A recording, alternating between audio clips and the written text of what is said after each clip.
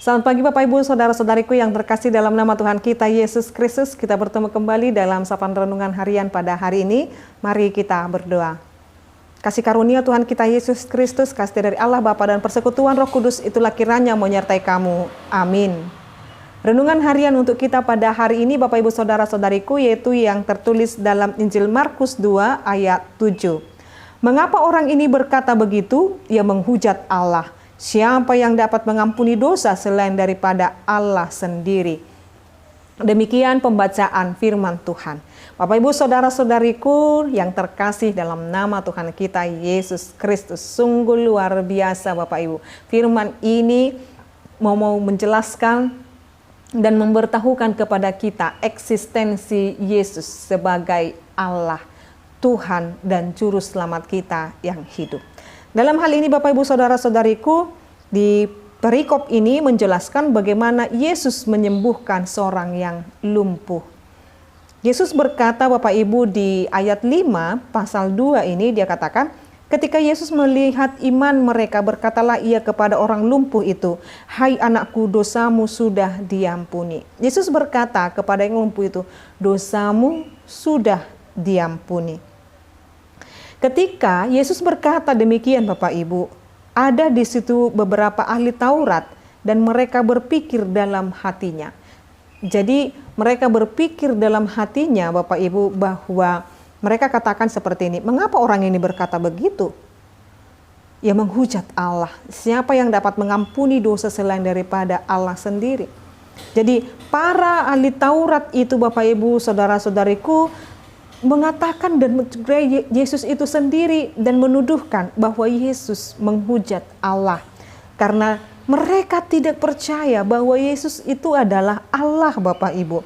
Maka ketika mereka tidak menyadari yang di depan mereka itu Allah, maka mereka mengatakan ketika Yesus berkata dosamu telah diampuni, memang benar hanya Allah yang mampu mengampuni segala dosa dan pelanggaran kita.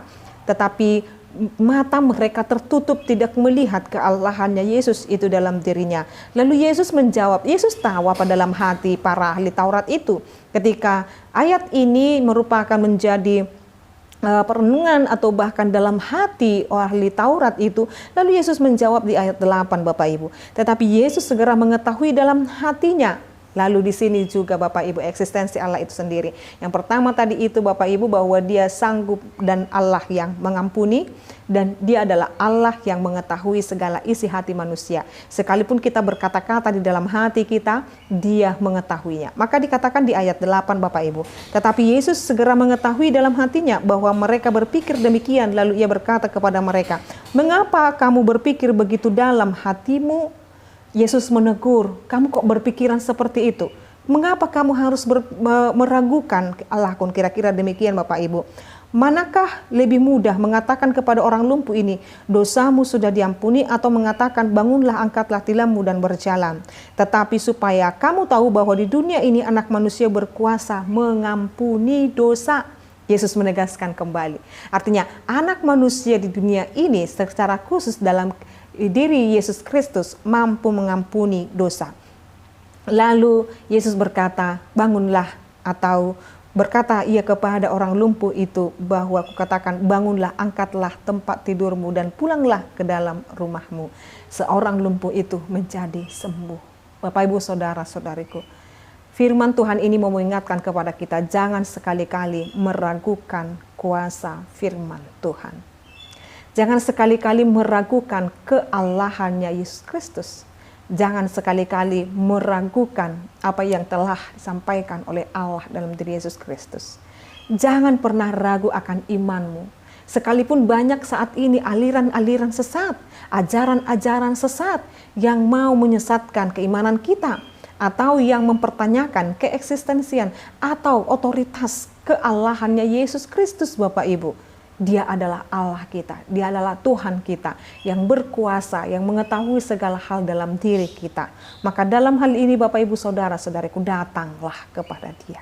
Sang lumpuh itu, dia memiliki imannya dan dia dapat bangkit dan bangun kembali. Dia dapat berjalan kembali dalam hal ini. Jikalau kita saat ini Bapak Ibu Saudara-saudariku, apapun yang menjadi persoalan pergumulan kita, apapun yang membebani kita saat ini, yang memberati hati dan pikiran kita saat ini, biarlah iman kita dalam Yesus Kristus dapat menyembuhkan kita. Iman kita di dalam Yesus Kristus memulihkan kita. Maka terimalah pemulihan daripada Yesus Kristus dengan iman dan percayamu. Amin, kita berdoa. Terima kasih Allah Bapa kami, sungguh luar biasa. Terima kasih Tuhan buat penyertaan-Mu dalam setiap kehidupan kami. Segala mujizat terjadi dalam kehidupan kami. Nafas kehidupan, kesehatan, dan sukacita. Tuhan, kami yakin dan percaya Engkau tetap bersama-sama dengan kami. Memulihkan kami. Jauhkanlah keraguan-raguan daripada hati kami. Kami berkata Engkau adalah Allah Tuhan dan Juru Selamat kami yang hidup. Engkau berkuasa, Engkau berdaulat, memberkati kami dan mematahkan segala hal-hal yang buruk dalam diri kami. Biarlah kuasa-Mu Tuhan tetap terjadi. Engkau memberikan kami kekuatan. Engkau mengatakan Tuhan, bangkitlah dan berjalanlah.